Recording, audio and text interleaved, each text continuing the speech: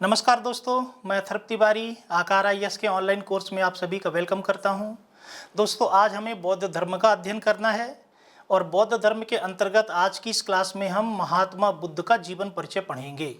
तो गौतम बुद्ध, जिन्हें बौद्ध धर्म का संस्थापक माना जाता है, उनके जीवन परिचय अर्थात उनका जन्म कब हुआ, उनकी मृत्यु कब हुई, उनका बचपन का नाम क्या था, उनके पिता, उनकी माँ, उनकी पत्नी या उनके पुत्र का नाम क्या था, उन्हें ज्ञान कब मिला, कहाँ प्राप्त हुआ और उन्होंने बौद्ध धर्म का किस तरह से प्रचार प्रसार किया, यहाँ से संबंधित प्रश्न जनरली प्रारंभिक परीक्षा में पूछे जाते हैं। तो आज की इस क्लास में हम बौद्ध धर्म के अंतर्गत गौतम बुद्ध के जीवन परिचय को विस्तार से पढ़ेंगे। दोस्तों, बौद्ध धर्म का संस्थापक गौतम बुद्ध को माना जाता है और गौतम बुद्ध को एशिया का ज्योतिपुंज भी कहा जाता है। तो यहाँ से संबंधित दो प्रश्न प्रारंभिक परीक्षा में पूछे जा सकते हैं। पहला प्रश्न कि बौद्ध धर्म का संस्थापक किसे माना जाता है, गौतम बुद्ध को, और दूसरा प्रश्न कि एशिया का ज्योतिपुंज किसे कहा जाता है, गौतम बुद्ध को। दोस्तों, गौतम बुद्ध का जन्म 563 ईसा पूर्व में नेपाल के कपिलवस्तु स्थित लुम्बिनी नामक स्थान पर हुआ था। बहुत महत्वपूर्ण तथ्य है कि महात्मा बुद्ध का जन्म 963 ईसा पूर्व में हुआ था। कहाँ हुआ था? नेपाल के कपिलवस्तु के लुम्बिनी नामक स्थान पर। दोस्तों, बौद्ध ग्रंथों में लुम्बिनी को रुमनदेई भी कहा गया है। तो यह प्रश्न भी प्रारंभिक परीक्षा में पूछा जाता है कि बौद्ध पुस्तकों में लुम्बिनी को और किस नाम से संबोधित किया गया है, रुमनदेई नाम से। साथ ही साथ कुछ विद्वानों ने कपिल वस्तु की पहचान उत्तर प्रदेश स्थित पिपर हवा से भी की है, लेकिन ज़्यादातर विद्वान इस मत से सहमत हैं कि कपिल वस्तु उत्तर प्रदेश में नहीं बल्कि नेपाल में स्थित था। क्लियर है दोस्तों? तो हम यह देखते हैं कि बौद्ध धर्म की स्थापना गौतम बुद्ध के द्वारा की गई थी। गौतम बुद्ध को एशिया का ज्योतिपुंज भी कहा जाता है। इनका जन्म 563 ईसा पूर्व में नेपाल के कपिलवस्तु के लुम्बिनी नामक स्थान पर हुआ था। लुम्बिनी को बौद्ध ग्रंथों में रुमनदेई भी कहा गया है और कुछ विद्वानों ने कपिलवस्तु की पहचान उत्तर प्रदेश स्थित पिपर हवा से भी की है, लेकिन ज़्यादातर विद्वान कपिलवस्तु को नेपाल में ही स्थित मानते हैं। दोस्तों, 80 वर्ष की अवस्था में गौतम बुद्ध की मृत्यु मल्ल देश की दक्षिणी राजधानी कुशीनगर में 483 ईसा पूर्व में हुई थी। तो यह भी अत्यंत महत्वपूर्ण तथ्य है कि गौतम बुद्ध की मृत्यु कब हुई थी? 483 ईसा पूर्व में। कहाँ हुई थी? कुशीनगर में। कुशीनगर वर्तमान में उत्तर प्रदेश में स्थित है। तो इनका जन्म हुआ था नेपाल के लुम्बिनी में और इनकी मृत्यु हुई थी उत्तर प्रदेश के कुशीनगर में। दोस्तों, महात्मा बुद्ध या गौतम बुद्ध की मृत्यु को बौद्ध ग्रंथों में महापरिनिर्वाण कहा गया है। तो यदि आपसे प्रश्न पूछा जाए कि महात्मा बुद्ध का महापरिनिर्वाण कब हुआ था या कहाँ हुआ था, तो आपका जवाब होगा कि 483 ईसा पूर्व में कुशीनगर में इनका महापरिनिर्वाण हुआ था।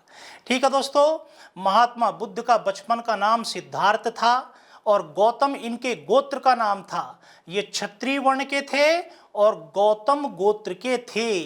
क्लियर है दोस्तों? सिद्धार्थ इनका बचपन का नाम था। ज्ञान प्राप्ति के उपरांत इन्हें आगे चल करके बुद्ध कहा गया।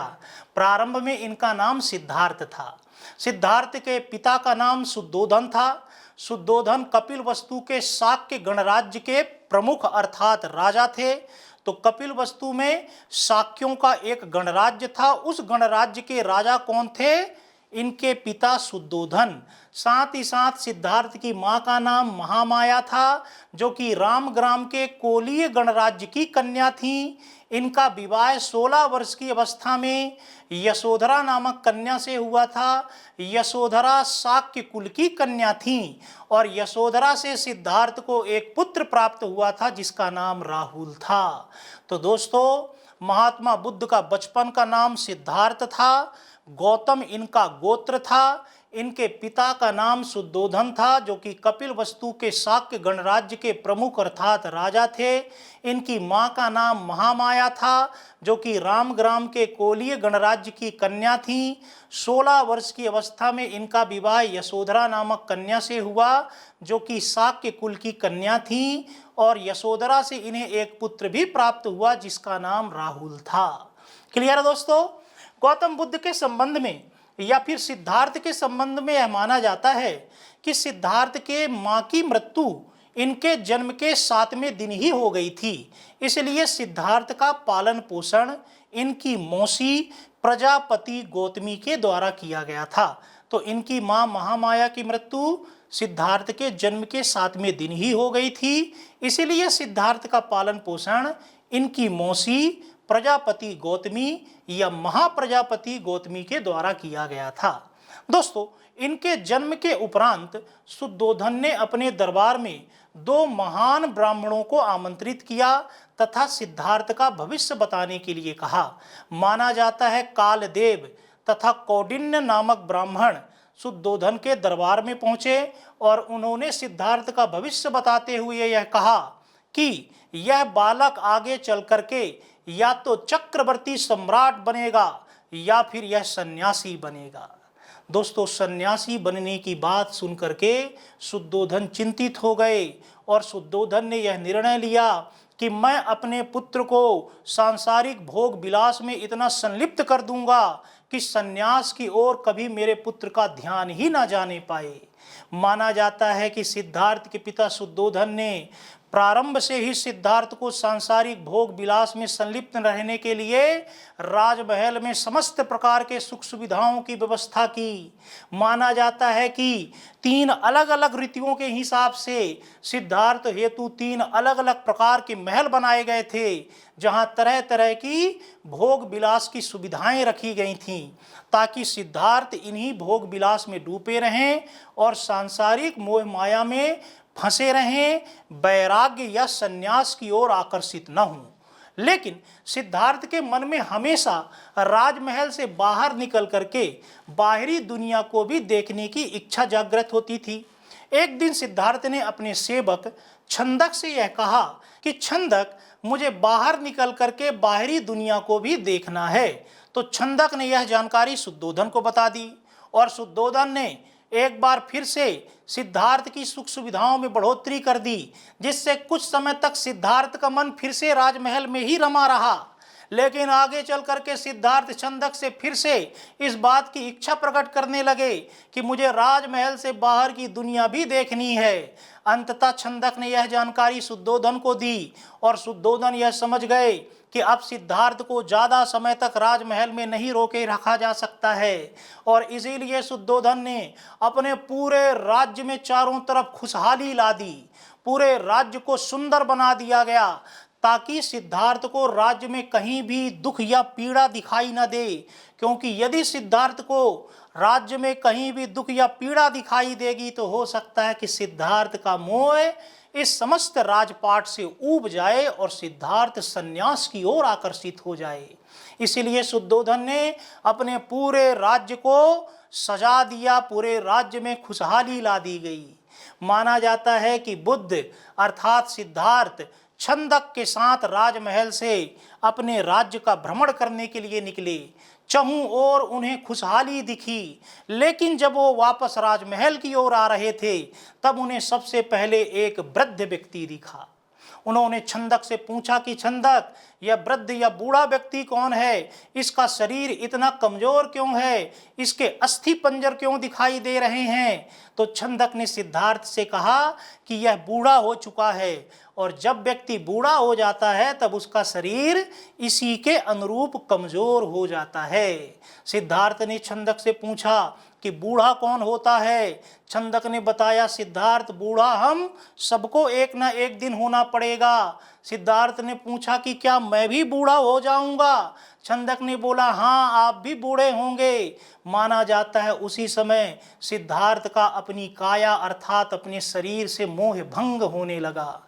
सिद्धार्थ ने यह विचार किया कि हम अपने शरीर को इतना सुंदर और इतना बलवान बनाने का प्रयास करते हैं, जबकि यह शरीर नश्वर है। आगे चल कर के हम सभी के शरीर को कमज़ोर हो जाना है, तो हम क्यों अपने शरीर को इतना सुंदर बनाने का प्रयास करते हैं। दोस्तों, सिद्धार्थ आगे बढ़े और उन्हें दूसरा महत्वपूर्ण दृश्य दिखाई दिया। एक बीमार व्यक्ति, वह बीमार व्यक्ति एक खाट में लेटा हुआ पीड़ा से कराह रहा था, उल्टियां कर रहा था। सिद्धार्थ ने छंदक से पूछा कि यह कौन है। छंदक ने यह बताया कि यह बीमार व्यक्ति है। सिद्धार्थ ने पूछा कि बीमार व्यक्ति क्या होता है। छंदक ने बताया कि जब हम सब बूढ़े होते हैं तब हमें तरह तरह के रोग हो जाते हैं और हम बीमार हो जाते हैं और तरह तरह के कष्टों को भोगते हैं। सिद्धार्थ ने बोला कि क्या मैं भी बूढ़ा होने के बाद बीमार हो जाऊंगा। छंदक ने कहा, जी हाँ, हम सभी लोग बूढ़ा होने के उपरांत बीमार होते हैं। माना जाता है इसी पल सिद्धार्थ का अपने शरीर से पूर्णतः मोह समाप्त हो गया। सिद्धार्थ ने विचार किया कि हम क्यों अपने शरीर को सुख सुविधाओं में रखते हैं, हम क्यों सुख के आदी होते हैं, जबकि आगे चल करके हमारे शरीर को दुख ही भोगना है, कष्ट ही भोगने हैं। इसलिए हमें अभी से सुखों का त्याग करके अपने शरीर को कष्ट के अनुकूल बनाना चाहिए, ताकि उस समय हमारे शरीर को जो कष्ट मिलें उससे हमारा शरीर ज़्यादा पीड़ित न हो। इस तरह से इन प्रारंभिक दो दृश्यों को देख करके सिद्धार्थ का अपने शरीर से मोह समाप्त हो गया। सिद्धार्थ आगे बढ़ते हैं छंदक के साथ, और तीसरा दृश्य उन्हें दिखाई देता है। एक मृत व्यक्ति जिसे लोग कंधे में उठा करके लिए जा रहे थे। राम नाम सत्य है। माना जाता है सिद्धार्थ ने छंदक से पूछा कि छंदक, अब यह कौन है। छंदक ने बताया कि सिद्धार्थ, यह मृत व्यक्ति है और यह मर चुका है। सिद्धार्थ ने छंदक से पूछा कि मर चुका है मतलब क्या है। छंदक ने बताया कि अब यह सब कुछ छोड़ करके चला गया है। सिद्धार्थ ने पूछा, यह दोबारा वापस आएगा कि नहीं आएगा। छंदक ने कहा कि इसकी कोई गारंटी नहीं कि इसका पुनः जन्म होगा कि नहीं होगा। माना जाता है उसी समय सिद्धार्थ का समस्त राजपाट अपने पिता, अपनी माँ, अपनी पत्नी, अपने पुत्र से मोह समाप्त हो गया। सिद्धार्थ ने यह विचार किया कि आगे चल करके यदि मुझे भी मर जाना है तो फिर मैं अपनी माँ, अपने पिता, अपनी पत्नी, अपने पुत्र से मोह क्यों रखूं। ये सब कुछ मेरा छूट जाएगा, मेरा राजपाट भी मेरे साथ नहीं रह जाएगा। माना जाता है इसी तरह से सिद्धार्थ का न केवल अपने शरीर से बल्कि अपने समस्त रिश्तेदारों से, अपनी पत्नी, अपने पुत्र से और अपने राजपाट से पूर्णतः मोह समाप्त हो गया। फिर सिद्धार्थ थोड़ा आगे बढ़ते हैं और इन्हें एक सन्यासी दिखाई देता है जो कि गेरुए रंग के वस्त्र धारण किए हुए था और भक्ति संगीत में प्रसन्न था, संगीत गा रहा था। सिद्धार्थ ने छंदक से पूछा कि छंदक, अब यह कौन है। छंदक ने बोला कि यह सन्यासी है। सिद्धार्थ ने कहा, सन्यासी कौन होता है। छंदक ने बताया कि जो अपना राजपाट, अपने भाई बहन, माता पिता सब कुछ त्याग देता है वही सन्यासी बनता है। माना जाता है सिद्धार्थ ने इतना सुनते ही कहा कि छंदक, तभी यह इतना प्रसन्न है, इतना खुश है। छंदक, मुझे भी सब कुछ त्याग करके सन्यासी ही बनना है, क्योंकि सन्यासी बन करके ही मैं प्रसन्नता या खुशी प्राप्त कर सकता हूँ। दोस्तों, इसी पल से सिद्धार्थ के मन में सन्यासी बनने की इच्छा जागृत हो गई और वो एकांत में रह करके हमेशा सन्यासी बनने के लिए सोचने लगे। एक दिन 29 वर्ष की अवस्था में मध्य रात्रि में अपनी पत्नी यशोधरा और अपने पुत्र राहुल को सोता हुआ छोड़ करके सिद्धार्थ ने गृह त्याग कर दिया। दोस्तों, सिद्धार्थ के गृह त्याग की घटना को बौद्ध ग्रंथों में महाभिनिष्क्रमण कहा गया है।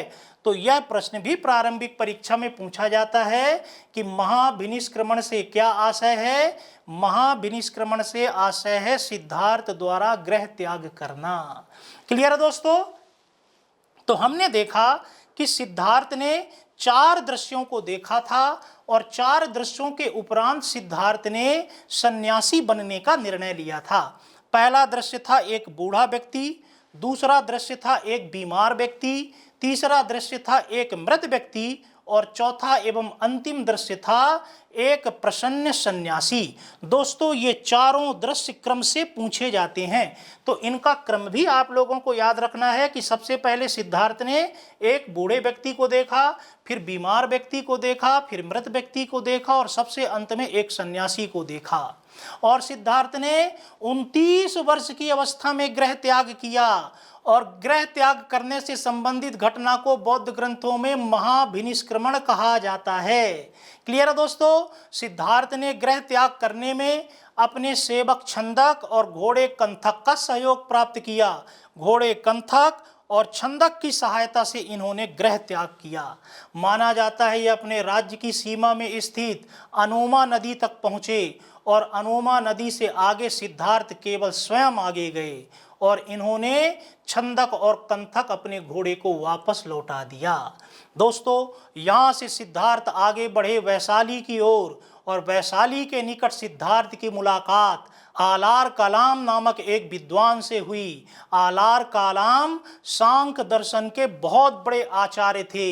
सिद्धार्थ ने अपना प्रथम गुरु आलार कालाम को बनाया तथा आलार कालाम से शिक्षा प्राप्त की, लेकिन ये आलार कालाम द्वारा दी गई शिक्षा से संतुष्ट नहीं हुए और शीघ्र ही सिद्धार्थ ने आलार कालाम को छोड़ करके आगे की ओर रुख किया।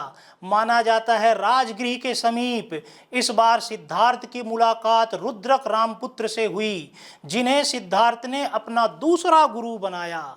लेकिन रुद्रक रामपुत्र के द्वारा दी गई शिक्षा से भी सिद्धार्थ संतुष्ट नहीं हुए और यहाँ से सिद्धार्थ बोध गया की ओर आगे बढ़ गए। बोध गया के निकट एक गांव था उर्वेला। उस उर्वेला नामक स्थान पर 5 ब्राह्मण पहले से तपस्या कर रहे थे।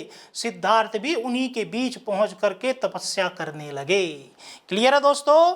तो सिद्धार्थ ने गृह त्याग करने के उपरांत अपना प्रथम गुरु किसे बनाया था? आलार कालाम को। कहाँ? वैशाली में। आलार कालाम किस दर्शन से संबंधित प्रमुख आचार्य या विद्वान थे? सांख्य दर्शन से संबंधित। लेकिन आलार कालाम से ये संतुष्ट नहीं हुए और राजगृह में इन्होंने अपना दूसरा गुरु रुद्रक रामपुत्र को बनाया। रुद्रक रामपुत्र से भी ये संतुष्ट नहीं हुए और राजगृह से ये बोध गया की ओर आगे चले गए। बोध गया के पास उर्वेला नामक स्थान पर 5 अन्य ब्राह्मणों के साथ इन्होंने तपस्या प्रारंभ की। क्लियर दोस्तों? कई बार इन 5 ब्राह्मणों के नाम भी पूछे जाते हैं, लेकिन मैं समझता हूं कि इनका नाम याद रखना आप लोगों के लिए आवश्यक नहीं है। दोस्तों, उर्वेला नामक स्थान पर सिद्धार्थ ने कठोर तपस्या की और कठोर तपस्या करने के कारण इनका शरीर बहुत निर्बल हो गया। ऐसा लगने लगा कि मानो इनके प्राण निकलने ही वाले हैं। इन्होंने इतनी कठोर तपस्या की थी बिना अन्न जल ग्रहण किए। दोस्तों, जब ये तपस्या कर रहे थे तभी बौद्ध ग्रंथों के अनुसार उस स्थान से कुछ महिलाएं गुजरीं और वो महिलाएं एक गीत गाती जा रही थीं कि सितार की तार को इतनी जोर से भी मत खींचो कि सितार की तार टूट जाए, या फिर सितार की तार को इतना ढीला भी मत छोड़ो कि सितार बजे ही नहीं। माना जाता है ये ध्वनि तपस्या कर रहे सिद्धार्थ के कानों में गूंजी और सिद्धार्थ ने यह निर्णय लिया कि मुझे कठोर तपस्या करके या बिल्कुल भी अपने शरीर को आराम में रख करके ज्ञान की प्राप्ति नहीं हो सकती है। ज्ञान की प्राप्ति के लिए मध्यम मार्ग का अनुपालन करना होगा। और उसी पल सिद्धार्थ ने कठोर तपस्या करने का अपना निर्णय बदल दिया। दोस्तों, वहीं उर्वेला नामक स्थान पर एक सेनानी की पुत्री सुजाता आई, जिसने पहले कभी पीपल के वृक्ष से अपनी एक इच्छा मांगी थी, एक मुराद मांगी थी और उसकी मुराद पूरी हो गई थी। तो वह पीपल के वृक्ष में खीर चढ़ाने के लिए आई थी और उसी पीपल के वृक्ष के नीचे सिद्धार्थ उर्वेला में तपस्या कर रहे थे। माना जाता है सुजाता ने वह खीर सिद्धार्थ को दी और सिद्धार्थ ने सुजाता के द्वारा दी गई खीर को खा लिया। लेकिन सिद्धार्थ को खीर खाते हुए उन पांचों ब्राह्मणों ने देख लिया जो सिद्धार्थ के साथ पहले से उर्वेला में तपस्या कर रहे थे। और वो पांचों ब्राह्मण सिद्धार्थ से नाराज हो गए कि हम यहाँ कठोर तपस्या कर रहे हैं और हमारे बीच आकर के आप खीर खा रहे हो। और वो पांचों ब्राह्मण सिद्धार्थ का साथ छोड़ देते हैं और सिद्धार्थ का साथ छोड़ करके वो उत्तर प्रदेश के सारनाथ चले जाते हैं। दोस्तों, सारनाथ को उस समय मृगदाब भी कहा जाता था और ऋषि पत्तन भी कहा जाता था। तो वो पांचों ब्राह्मण उर्वेला छोड़ करके उत्तर प्रदेश स्थित सारनाथ चले जाते हैं, लेकिन गौतम बुद्ध उसी पीपल के पेड़ के नीचे अपनी तपस्या को कंटिन्यू रखते हैं। अंततः 6 वर्ष की तपस्या के उपरांत गौतम बुद्ध को अर्थात सिद्धार्थ को बोध गया के उर्वेला नामक स्थान पर निरंजना नदी के किनारे पीपल के पेड़ के नीचे बैसाख पूर्णिमा के दिन ज्ञान की प्राप्ति होती है। क्लियर है दोस्तों? तो जब तक सिद्धार्थ ने कठोर तपस्या की तब तक इन्हें ज्ञान प्राप्त नहीं हुआ, लेकिन जब इन्होंने मध्यम मार्ग का अनुपालन करते हुए तपस्या करनी प्रारंभ की तब अंततः 6 वर्ष की तपस्या के उपरांत सिद्धार्थ को बोध गया स्थित उर्वेला नामक स्थान पर निरंजना नदी के किनारे पीपल के पेड़ के नीचे बैसाख पूर्णिमा के दिन ज्ञान की प्राप्ति हुई। बौद्ध ग्रंथों में इस घटना को निर्वाण कहा गया है। तो इस तरह से गौतम बुद्ध को निर्वाण की प्राप्ति या ज्ञान की प्राप्ति कहाँ हुई थी? बोध गया के उर्वेला नामक स्थान पर। किस नदी के किनारे? निरंजना नदी के किनारे। किस पेड़ के नीचे? पीपल के पेड़ के नीचे। कुछ पुस्तकों में बट वृक्ष भी प्राप्त होता है, बट वृक्ष अर्थात बरगद का पेड़, लेकिन आपको यह मान करके चलना है कि गौतम बुद्ध अर्थात सिद्धार्थ को ज्ञान की प्राप्ति पीपल के वृक्ष के नीचे हुई थी। दोस्तों, इसी वृक्ष को आगे चल करके संबोधि वृक्ष भी कहा गया। तो क्लियर है? हमने देखा कि सिद्धार्थ ने गृह त्याग किया था 29 वर्ष की अवस्था में अपने सेवक छंदक और अपने घोड़े कंथक की सहायता से। इस घटना को बौद्ध धर्म में या बौद्ध ग्रंथों में महाभिनिष्क्रमण कहा जाता है। साथ ही साथ सिद्धार्थ ने ज्ञान की प्राप्ति की थी 35 वर्ष की अवस्था में। 6 वर्षों की तपस्या के उपरांत निरंजना नदी के किनारे बोध गया के उर्वेला नामक स्थान पर पीपल के पेड़ के नीचे। इस घटना को बौद्ध ग्रंथों में निर्वाण कहा जाता है और पीपल के वृक्ष को बौद्ध ग्रंथों में संबोधि वृक्ष कहा गया है। क्लियर है दोस्तों? ज्ञान प्राप्त करने के उपरांत सिद्धार्थ को बुद्ध कहा जाने लगा। बुद्ध अर्थात जो प्रकाशवान हो, जो इनलाइटेड हो। इतना ही नहीं, ज्ञान प्राप्ति के उपरांत सिद्धार्थ को तथागत भी कहा जाने लगा। तथागत अर्थात सत्य है जिसका ज्ञान। साथ ही साथ अब सिद्धार्थ को शाक्य मुनि भी कहा जाने लगा, क्योंकि ये शाक्य कुल के थे और अब ये मुनि बन चुके थे। तो दोस्तों, ज्ञान प्राप्ति के उपरांत सिद्धार्थ को बुद्ध कहा गया। बुद्ध अर्थात जो प्रकाशवान हो, इनलाइटेड हो, और चूंकि इनका गोत्र गौतम था तो यहीं से सिद्धार्थ को गौतम बुद्ध कहा जाने लगा। साथ ही साथ इन्हें तथागत भी कहा गया। तथागत अर्थात सत्य है जिसका ज्ञान, और इन्हें शाक्य मुनि भी कहा जाने लगा। शाक्य मुनि अर्थात चूंकि ये शाक्य कुल के थे और अब ये मुनि हो चुके थे, इसलिए इन्हें शाक्य मुनि भी कहा जाने लगा। ठीक है दोस्तों? तो इस तरह से हमने देखा कि ज्ञान प्राप्ति के उपरांत ही सिद्धार्थ को बुद्ध कहा गया या तथागत कहा गया या शाक्य मुनि कहा गया। दोस्तों, इन्हें ज्ञान प्राप्त हुआ था बोध गया में। बोध गया में ही इन्होंने 2 व्यक्तियों को अपना सेवक बनाया। एक का नाम था तपस्यु और दूसरे का नाम था भल्लिक। ये दोनों बंजारे थे। इन्हीं दोनों बंजारों को सिद्धार्थ ने प्रथमतः अपना सेवक बनाया। उनका नाम क्या था? तपस्यु तथा भल्लिक। माना जाता है ज्ञान प्राप्ति के उपरांत गौतम बुद्ध बोध गया से सारनाथ गए। सारनाथ जहां वो 5 ब्राह्मण चले गए थे जो गौतम बुद्ध से नाराज हो गए थे, और सारनाथ जाकर के गौतम बुद्ध ने अपना प्रथम उपदेश उन्हीं पांचों ब्राह्मणों को दिया और वही पांचों ब्राह्मण गौतम बुद्ध के प्रारंभिक शिष्य बने। क्लियर है दोस्तों? इस घटना को बौद्ध पुस्तकों में धर्म चक्र प्रवर्तन कहा गया है।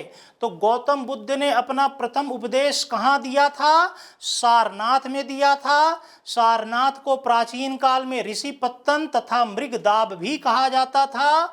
सारनाथ में इन्होंने अपना प्रथम उपदेश किन्हें दिया था? 5 ब्राह्मणों को दिया था। और इस घटना को बौद्ध पुस्तकों में क्या कहा गया है? धर्म चक्र प्रवर्तन। यह बहुत महत्वपूर्ण प्रश्न है, कई बार प्रारंभिक परीक्षा में पूछा जाता है। तो इनने अपना प्रारंभिक शिष्य उन्हीं 5 ब्राह्मणों को बनाया था, जो 5 ब्राह्मण बोध गया के उर्वेला में गौतम बुद्ध का साथ छोड़ करके सारनाथ आ गए थे। ठीक है दोस्तों, सारनाथ से गौतम बुद्ध वाराणसी अर्थात बनारस पहुंचे तथा बनारस में यश नामक व्यक्ति इनका शिष्य बना, जो कि एक व्यापारी था और यश की मां एवं यश की पत्नी गौतम बुद्ध की प्रथम उपासिका यहीं बनी। क्लियर है दोस्तों? तो सारनाथ से गौतम बुद्ध उत्तर प्रदेश के बनारस अर्थात वाराणसी आए। यहाँ यश नामक श्रेष्ठी पुत्र अर्थात व्यापारी का पुत्र गौतम बुद्ध का शिष्य बना तथा यश की माता एवं यश की पत्नी इनकी प्रथम उपासिकाएं बनी। वाराणसी से गौतम बुद्ध एक बार पुनः सारनाथ गए और सारनाथ में गौतम बुद्ध ने प्रथम वर्षा काल व्यतीत किया। चूंकि वर्षा ऋतु में गौतम बुद्ध या बौद्ध भिक्षु घूम फिर करके बौद्ध धर्म के सिद्धांतों का प्रचार प्रसार नहीं कर सकते थे, इसलिए ये रुक जाते थे। इस तरह से गौतम बुद्ध ने अपना प्रथम वर्षा काल कहाँ व्यतीत किया था? सारनाथ में व्यतीत किया था। सारनाथ से गौतम बुद्ध राजगृह गए। राजगृह में इस समय बिंबिसार शासक थे। माना जाता बिंबिसार भी गौतम बुद्ध के शिष्य बने और बिंबिसार ने बौद्ध भिक्षुओं को वर्षा ऋतु में रुकने के लिए वेणुवन विहार दान में दिया। तो वर्षा ऋतु में जितने भी बौद्ध भिक्षु होते थे वो एक स्थान विशेष में रुक जाते थे। उस जगह को विहार कहा जाता था।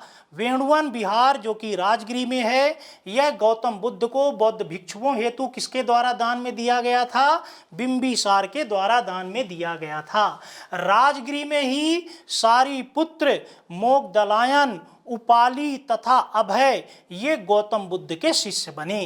तो हमने यह देखा कि गौतम बुद्ध के सबसे प्रारंभिक शिष्य सारनाथ में 5 ब्राह्मण हुए और उन्हें ही गौतम बुद्ध ने प्रथम उपदेश दिया। इस घटना को बौद्ध धर्म में धर्मचक्र प्रवर्तन के नाम से जाना जाता है। सारनाथ से गौतम बुद्ध वाराणसी आए। यहाँ यश नामक श्रेष्ठी पुत्र अर्थात व्यापारी गौतम बुद्ध का शिष्य बना और यश की मां एवं उसकी पत्नी ने भी गौतम बुद्ध की उपासिका बनना स्वीकार किया। फिर गौतम बुद्ध सारनाथ गए। सारनाथ में इन्होंने प्रथम वर्षा काल व्यतीत किया। वहां से राजगृह आए। राजगृह में बिंबिसार इनका शिष्य बना और बिंबिसार ने गौतम बुद्ध को वेणुवन विहार दान में दिया। वेणुवन विहार क्या था? एक विहार यानी एक स्थान होता था जहां बौद्ध भिक्षु वर्षा काल में रुकते थे। दोस्तों, यही राजगृह में सारिपुत्र, मोदगलायन, उपाली तथा अभय आदि व्यक्ति गौतम बुद्ध के शिष्य बने। राजगृह से गौतम बुद्ध लुम्बिनी गए। लुम्बिनी जहां गौतम बुद्ध का जन्म हुआ था, माना जाता है लुम्बिनी में गौतम बुद्ध के परिवार के लोगों ने इनका शिष्यत्व ग्रहण किया, अर्थात इनके परिवार के लोग इनके शिष्य बने। इनके परिवार के लोगों में से इनका एक चचेरा भाई देवदत्त भी महात्मा बुद्ध का शिष्य बना। माना जाता है देवदत्त ने ही महात्मा बुद्ध या गौतम बुद्ध के विरुद्ध सर्वप्रथम विद्रोह किया था और बौद्ध संघ का प्रमुख बनने का असफल प्रयास किया था। हालांकि देवदत्त को अपने प्रयास में सफलता प्राप्त नहीं हुई थी, लेकिन प्रारंभिक परीक्षा में एक प्रश्न यह पूछा जाता है कि महात्मा बुद्ध के विरुद्ध सर्वप्रथम किसके द्वारा विद्रोह किया गया था? उनके चचेरे भाई देवदत्त के द्वारा। और देवदत्त ने बौद्ध संघ का प्रमुख बनने का प्रयास किया था, लेकिन उसका विद्रोह सफल नहीं हो पाया था। क्लियर है दोस्तों। तो देवदत्त का नाम आप लोगों को याद रखना है। लुम्बिनी से गौतम बुद्ध कोसल महाजनपद गए। कोसल महाजनपद की राजधानी श्रावस्ती पहुंचे। दोस्तों श्रावस्ती में अनाथ पिंडक नामक व्यापारी गौतम बुद्ध का शिष्य बना। साथ ही साथ अनाथ पिंडक ने गौतम बुद्ध को बौद्ध भिक्षुओं हेतु जेतवन विहार दान में दिया। तो जेतवन विहार बौद्ध भिक्षुओं हेतु किसके द्वारा दान में दिया गया था? अनाथ पिंडक के द्वारा। अनाथ पिंडक कहाँ का व्यापारी था? श्रावस्ती का व्यापारी था। और जब महात्मा बुद्ध श्रावस्ती पहुंचे थे तब अनाथ पिंडक महात्मा बुद्ध का शिष्य बना था। यहीं श्रावस्ती में एक व्यापारी की पुत्री विशाखा ने भी गौतम बुद्ध से शिष्यता ग्रहण की और विशाखा ने गौतम बुद्ध को श्रावस्ती में पुब्बा राम विहार दान में दिया। तो दोस्तों हमने देखा कि राजगृह में गौतम बुद्ध को वेणुवन विहार बिंबिसार ने दान में दिया था। श्रावस्ती में इन्हें जेतवन विहार अनाथ पिंडक ने दान में दिया था। और श्रावस्ती में ही एक व्यापारी की पुत्री विशाखा ने, जिसने महात्मा बुद्ध की शिष्यता ग्रहण की थी, उन्होंने पुब्बा राम नामक विहार बौद्ध भिक्षुओं को दान में दिया था। ठीक है दोस्तों। श्रावस्ती में डाकू अंगुलीमल ने भी बुद्ध की शिष्यता ग्रहण की। तो अंगुलीमल कौन था? यह डाकू था जो लोगों की उंगलियां काट लेता था। और अंगुलीमल डाकू ने भी महात्मा बुद्ध का शिष्य बनना स्वीकार किया श्रावस्ती में। तो श्रावस्ती में ही अनाथ पिंडक इनका शिष्य बना, विशाखा इनकी शिष्या बनी, अंगुलीमल नामक डाकू इनका शिष्य बना और कोसल के राजा प्रसेनजीत भी महात्मा बुद्ध के शिष्य बने। माना जाता है महात्मा बुद्ध ने अपने जीवन का सर्वाधिक समय श्रावस्ती में ही व्यतीत किया और इनके सबसे ज़्यादा शिष्य श्रावस्ती में ही बने थे। तो क्लियर है दोस्तों। यहाँ से संबंधित कई महत्वपूर्ण प्रश्न पूछे जा सकते हैं कि अनाथ पिंडक कौन था? व्यापारी था। कहाँ का व्यापारी था? श्रावस्ती का व्यापारी था, जिसने श्रावस्ती में महात्मा बुद्ध का शिष्यत्व ग्रहण किया था, अर्थात महात्मा बुद्ध का शिष्य बना था।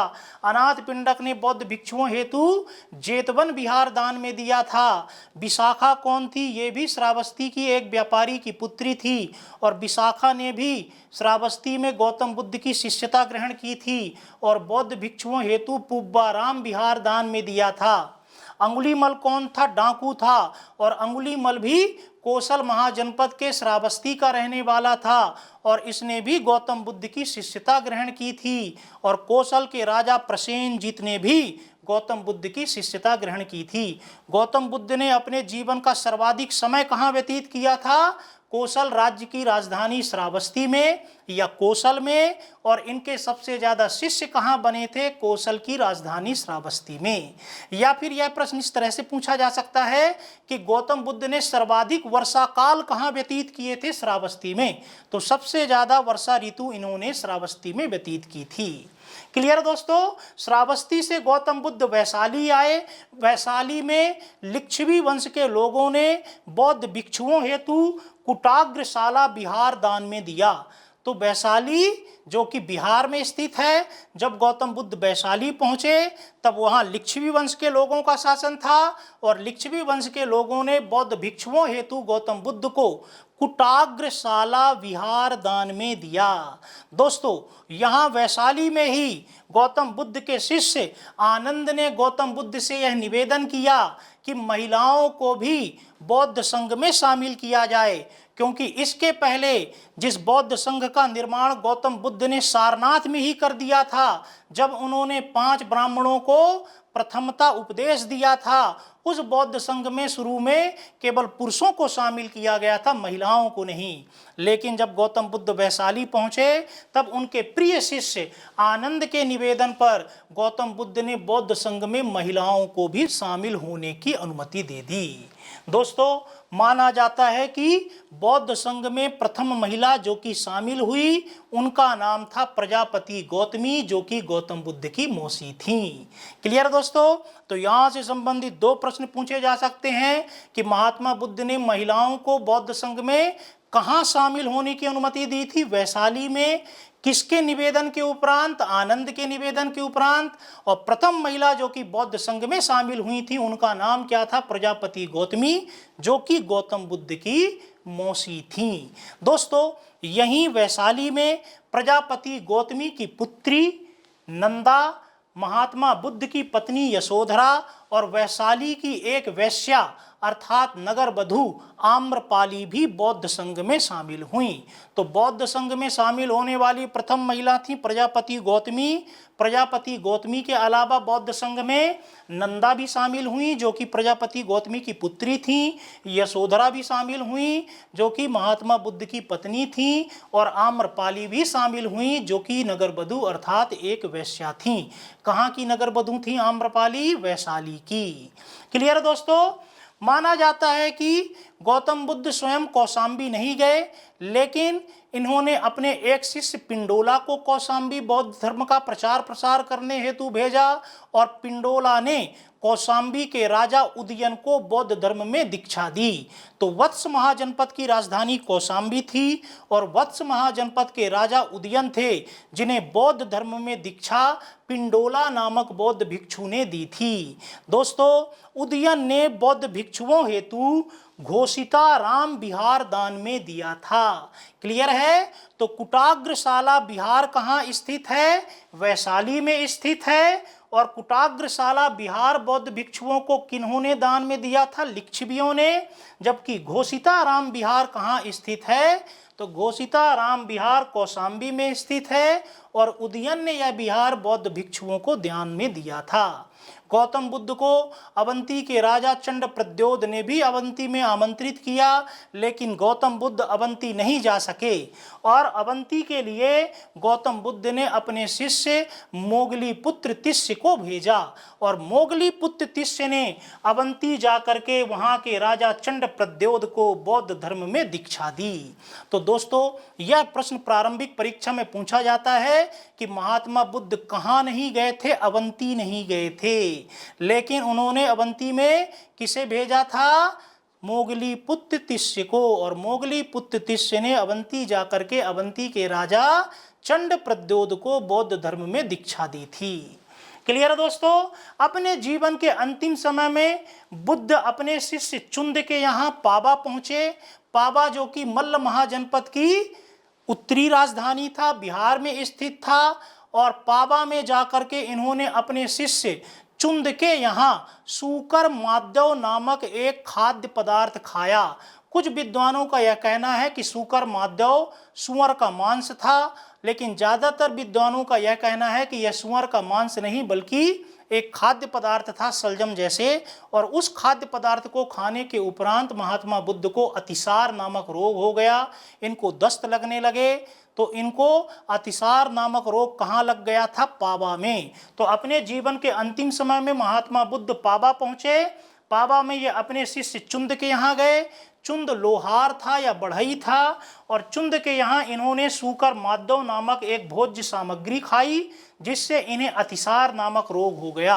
और फिर ये पाबा से मल्ल की दक्षिणी राजधानी कुशीनगर पहुँचे और कुशीनगर में बुद्ध ने अपना अंतिम उपदेश सुभद्य को दिया। तो यह प्रश्न भी पूछा जाता है कि बुद्ध ने अपना अंतिम उपदेश किसे दिया था? सुभद्य को दिया था। कहाँ दिया था? कुशीनगर में दिया था। जबकि महात्मा बुद्ध ने अपना प्रथम उपदेश 5 ब्राह्मणों को सारनाथ में दिया था। तो दोस्तों, पाबा से ही ये कुशीनगर पहुँचे। पाबा मल्ल महाजनपद की उत्तरी राजधानी थी जबकि कुशीनगर मल्ल महाजनपद की दक्षिणी राजधानी थी। तो पाबा से महात्मा बुद्ध कुशीनगर गए और कुशीनगर में उन्होंने सुभद्य को अपना अंतिम उपदेश दिया और वहीं 80 वर्ष की अवस्था में 483 ईसा पूर्व में महात्मा बुद्ध की मृत्यु हो गई। इस घटना को बौद्ध पुस्तकों में महापरिनिर्वाण कहा गया है। क्लियर है दोस्तों? तो आप मुझे बताएं कि महात्मा बुद्ध ने जब गृह त्याग किया उस घटना को बौद्ध ग्रंथों में क्या कहा गया है? महाभिनिष्क्रमण। महात्मा बुद्ध को जब ज्ञान की प्राप्ति हुई तब उस घटना को बौद्ध पुस्तकों में क्या कहा गया है? निर्वाण। जब महात्मा बुद्ध ने सारनाथ में अपना प्रथम उपदेश दिया उस घटना को बौद्ध पुस्तकों में धर्म चक्र प्रवर्तन कहा गया है। और जब कुशीनगर में महात्मा बुद्ध की मृत्यु हुई तब उस घटना को बौद्ध पुस्तकों में महापरिनिर्वाण कहा गया है। यहाँ से संबंधित प्रश्न जोड़ी मिलाओ के रूप में पूछा जा सकता है। क्लियर है दोस्तों? एक बार पुनः जल्दी से रिवीजन कर रहे हैं हम लोग कि ज्ञान प्राप्ति करने के उपरांत गौतम बुद्ध सारनाथ आए। सारनाथ में उन्होंने प्रथम उपदेश दिया। इस घटना को बौद्ध पुस्तकों में धर्मचक्र प्रवर्तन कहा जाता है। सारनाथ से वो वाराणसी पहुंचे। वाराणसी में यश इनका शिष्य हुआ। यश की पत्नी और उनकी माँ भी महात्मा बुद्ध की उपासिका बनी। वाराणसी से महात्मा बुद्ध सारनाथ पहुंचे। सारनाथ में इन्होंने प्रथम वर्षाकाल व्यतीत किया। सारनाथ से ये राजगृह आए जहां बिंबिसार जो कि मगध के राजा थे इनके शिष्य बने। बिंबिसार ने इन्हें वेणुवन विहार दान में दिया। यहीं राजगृह में सारीपुत्र, मोदगलायन, उपाली तथा अभय ये महत्वपूर्ण महात्मा बुद्ध के शिष्य हुए। यहाँ से बुद्ध लुम्बिनी पहुंचे जहाँ इनके परिवार के लोग इनके शिष्य बने। लुम्बिनी में देवदत्त जो कि इनका चचेरा भाई था वह भी महात्मा बुद्ध का शिष्य बना। इसी देवदत्त ने आगे चल करके महात्मा बुद्ध के विरुद्ध प्रथम विद्रोह किया और बौद्ध संघ का प्रमुख बनने का असफल प्रयास किया। लुम्बिनी से महात्मा बुद्ध श्रावस्ती आए जहां अनाथ पिंडक नामक व्यापारी इनका शिष्य बना। अनाथ पिंडक ने जेतवन विहार दान में दिया। श्रावस्ती में ही विशाखा इनकी शिष्य बनी और विशाखा ने पुब्बाराम विहार दान में दिया। श्रावस्ती में अंगुलीमल जैसा डाकू भी इनका शिष्य बना। श्रावस्ती के राजा अर्थात कौशल के राजा प्रसेनजित भी गौतम बुद्ध के शिष्य बने। श्रावस्ती में ही गौतम बुद्ध ने सर्वाधिक वर्षाकाल व्यतीत किया अर्थात सबसे ज़्यादा समय व्यतीत किया और गौतम बुद्ध के सर्वाधिक शिष्यों की संख्या श्रावस्ती में ही थी। श्रावस्ती से गौतम बुद्ध वैशाली आए। वैशाली में लिच्छवियों ने बौद्ध भिक्षुओं को कुटाग्रशाला विहार दान में दिया। वैशाली में आनंद के निवेदन पर बुद्ध ने पहली बार महिलाओं को बौद्ध संघ में शामिल किया। प्रथम महिला जो कि बौद्ध संघ में शामिल हुई थी उनका नाम था प्रजापति गौतमी जो कि गौतम बुद्ध की मौसी थी। इसके अलावा प्रजापति गौतमी की पुत्री नंदा, महात्मा बुद्ध की पत्नी यशोधरा, वैशाली की नगर बधू आम्रपाली भी बौद्ध संघ में शामिल हुईं।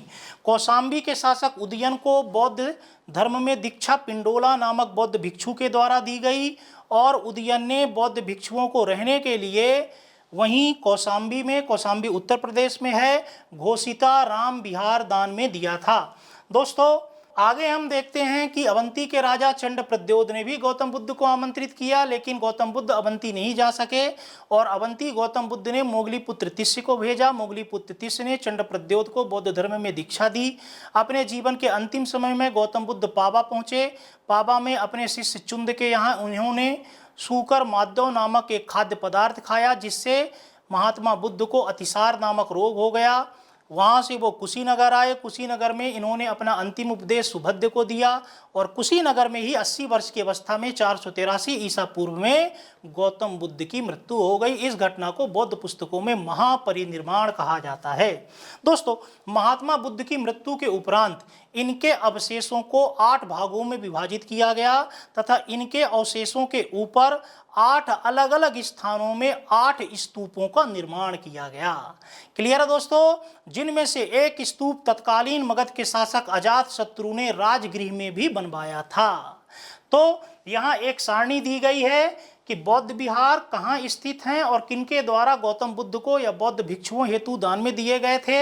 यहाँ से संबंधित प्रश्न भी प्रारंभिक परीक्षा में पूछे जाते हैं। एक बार पुनः इसका रिवीजन कर लेते हैं कि वेणुवन विहार राजगृह में है और बिंबिसार ने बौद्ध भिक्षुओं हेतु दान में दिया था। जेतवन विहार श्रावस्ती में है और अनाथ पिंडक ने दान में दिया था। पुब्बाराम विहार जिसे पूर्वाराम विहार भी कहा जाता है यह भी श्रावस्ती में है जिसे विशाखा ने दान में दिया था। कुटाग्रशाला विहार वैशाली में है जिसे लिच्छवियों ने दान में दिया था।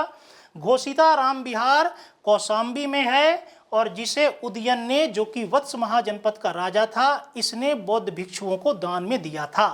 तो दोस्तों आज की इस क्लास में हमने संक्षेप में गौतम बुद्ध का जीवन परिचय समझने का प्रयास किया है। यहाँ से संबंधित कई महत्वपूर्ण प्रश्न प्रारंभिक परीक्षा में पूछे जाते हैं। मैं उम्मीद करता हूँ कि आपको बताए गए समस्त तथ्य क्लियर हो चुके होंगे। आप इस वीडियो को बार बार देखें, संबंधित तथ्यों को पुस्तकों के माध्यम से भी पढ़ने का प्रयास करें, याद करने का प्रयास करें। अपनी नेक्स्ट क्लास में हम लोग बौद्ध धर्म के संबंध में और भी बहुत कुछ जानने का प्रयास करेंगे। आज की क्लास में बस इतना ही। आप सभी का बहुत बहुत धन्यवाद। Thank you very much.